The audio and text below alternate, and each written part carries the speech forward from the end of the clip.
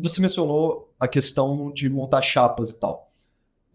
Já em outras entrevistas, em outras conversas, vocês do MBL, do Missão, mencionaram que vão ter candidatos a cargos majoritários, né? Inclusive a presidência da República.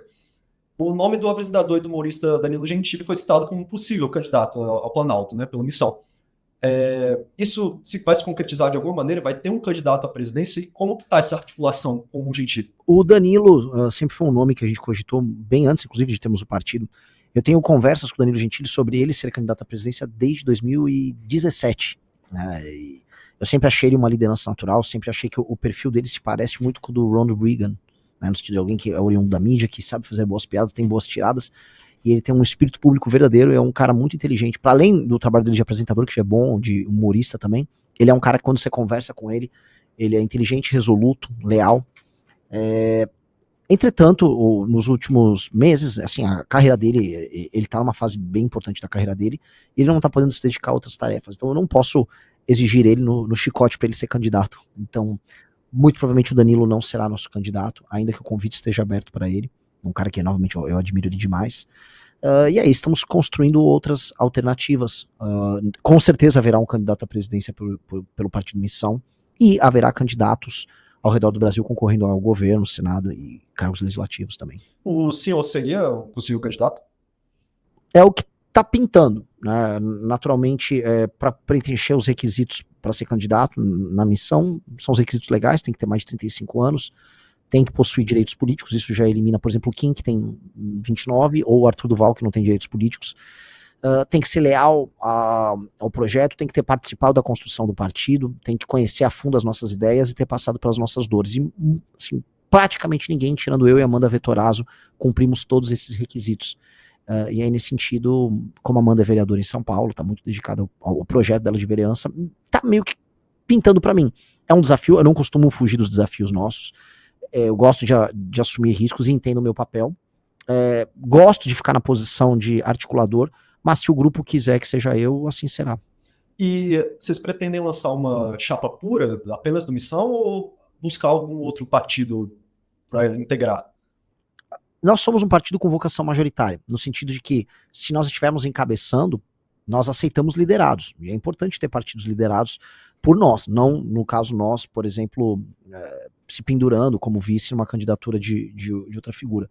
Nesse sentido, se um partido quiser propor um vice dentro do nosso programa, não sendo um vagabundo, não sendo um sujeito corrupto e estando ali alinhado com a nossa perspectiva, pode ser bem-vindo, sim. Como está o diálogo com o senador Sérgio Moro? Porque houveram conversas de chances dele integrar o partido para concorrer ao governo do Paraná.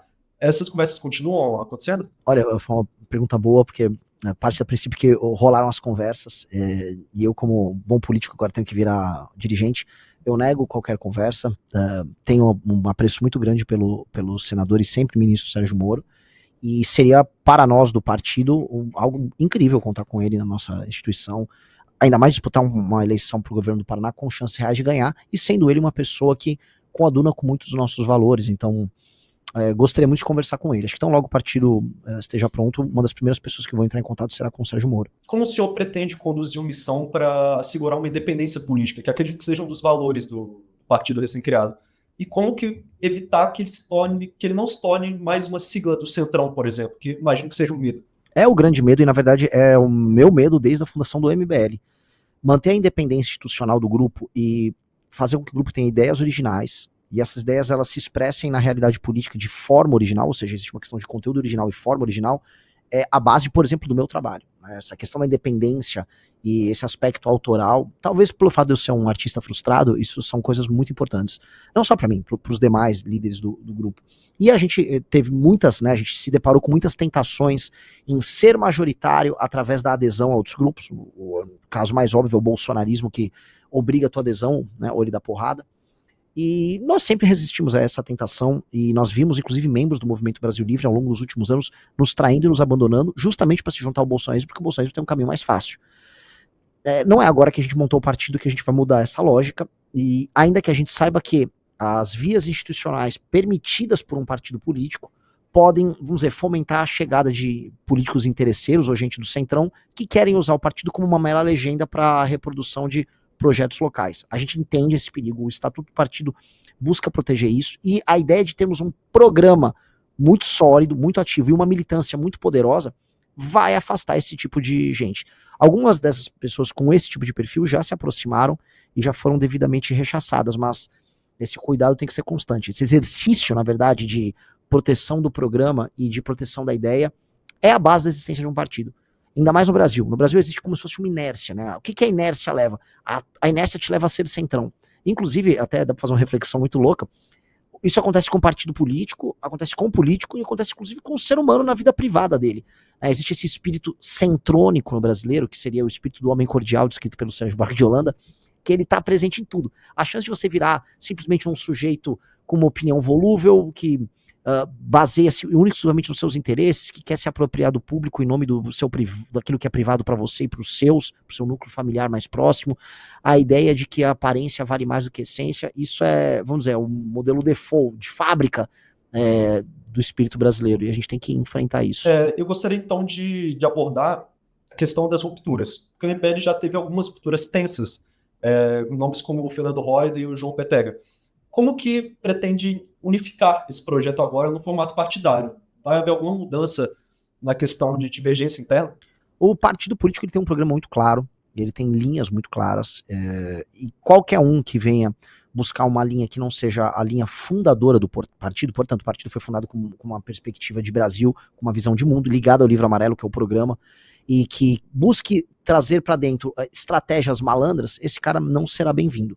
Nesse sentido, o partido ele vai ter uma ortodoxia programática e também estratégica muito óbvia. E todos sabem disso, e a legislação eleitoral brasileira permite isso. A ideia de um partido, inclusive, é a ideia de ser parte, né? Você representa uma parte, você não representa um todo. Nesse sentido, o partido não vai ser aberto para, por exemplo, faccionalismos estratégicos, que é o que justamente permite que o partido morra. Um exemplo, o Partido Novo. Ele surgiu para ser um partido que vai mudar a gestão política brasileira com base em valores liberais e práticas oriundas, vamos dizer, do setor privado. Essa era a lógica do Partido Novo. Ele foi fundado sob, vamos dizer, essas premissas. Em pouco tempo ele foi infiltrado por bolsonaristas, hoje ele é um partido bolsonarista, né? Ele é o PCdoB do PL. Nós não vamos permitir que isso aconteça conosco. Por mais que, sou tentador, esse exercício vai se manter, e mais do que nunca vai se manter. Os coletores, né, pra gente entender o ato fundador, né, foi um sacrifício muito grande. Nós indo atrás de doação, o trabalho de divulgação, os coletores na rua pegando assinaturas, diferentemente do Partido Novo, por exemplo, que fez a coleta usando empresas, e empresas tinham moças que ficavam coletando as assinaturas na rua, e isso aqui não estou falando nada que desabone o processo de coleta deles, estou falando que é um método diferente.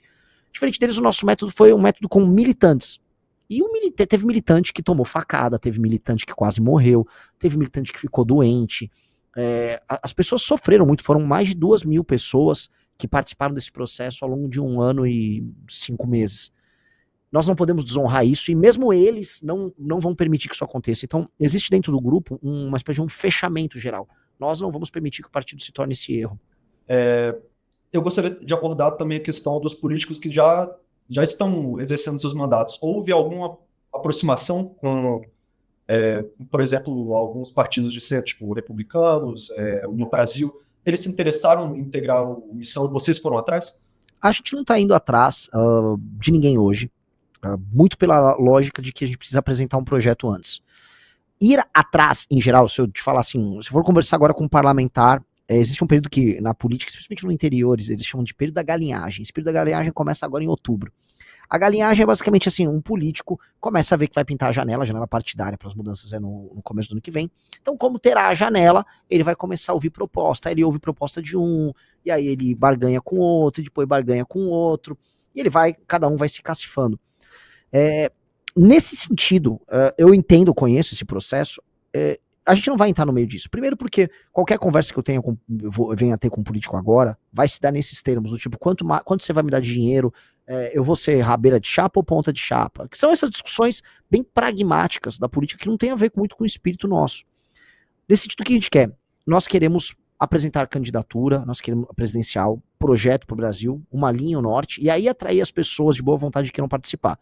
Isso pode incluir políticos que estão instalados em partidos mais tradicionais? Eventualmente, sim. Agora, eu acho improvável.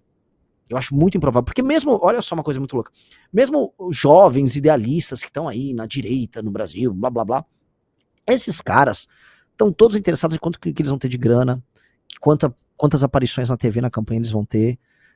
O jogo tá completamente pragmático, assim, não demorou muito tempo para todo mundo entender como é que são as regras. Então, nós não vamos jogar esse jogo, primeiro porque nós nem temos condição de jogar, e segundo porque nós não montamos o partido para isso. A gente quer formar os quadros que vão ganhar as eleições pra gente. Abordando um pouco mais a questão do MBL. Em 2015, o MBL cresceu com o apoio de jovens mobilizados das redes, né? 10 anos depois, agora, em 2025, esse apoio ainda se mantém? E como engajar o jovem hoje, que demonstra desinteresse pela política? Olha, a ideia do desinteresse pela política entre os jovens, ela pode ser bem relativizada. Eu teve agora no Nepal uma derrubada de um governo tocado pela geração Z, tá todo mundo comentando sobre isso. Na Europa, a boa parte dos protestos anti-imigração vem sendo tocados pela geração Z. Morreu hoje o Charlie Kirk, que é um símbolo do ativismo político dentro da geração Z nos Estados Unidos.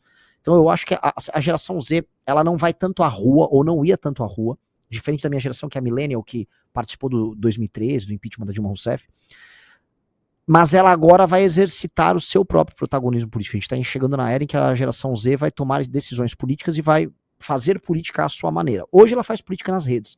Agora a gente talvez comece a ver política nas ruas. A gente começou, como você colocou, fazendo política em 2015, colocando o Millennial na rua. Isso foi claro. E, na verdade, o que aconteceu é que as ruas foram tomadas pelas gerações mais antigas. Então, hoje a gente vê, por exemplo, manifestações bolsonaristas em que a média de idade é no mínimo 56, 57 de média, né? Então, até tem um recorte interessante, porque a gente tá falando de média e seguindo até a distribuição normal, sei lá, 80% das pessoas que estavam nas manifestações deviam ter entre, sei lá, 45 a 70 anos, sabe? É um público muito envelhecido. As nossas fileiras, né, as pessoas que fazem parte do movimento, são majoritariamente parte da geração Z e da geração Millennial. Há uma mobilização maior e uma estruturação maior com essas pessoas do que a gente tinha no começo do movimento.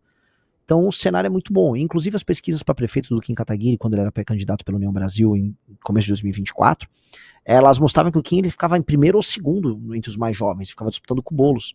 E algo similar aconteceu comigo numa pesquisa recente que saiu para a presidência da República agora esqueci o nome do instituto, que saiu na Rede Record, o Real Time Big Data, para ser preciso. E nessa pesquisa eu ia melhor justamente com essas gerações mais novas. Então essa energia tá viva aí. Gostou do vídeo? Para mais vídeos como esse, se inscreva no canal Inevitável Cortes, deixe o like, comente abaixo o que achou, vire membro do canal por apenas R$ 3,99 e tenha acesso a benefícios exclusivos. Te vejo no próximo vídeo.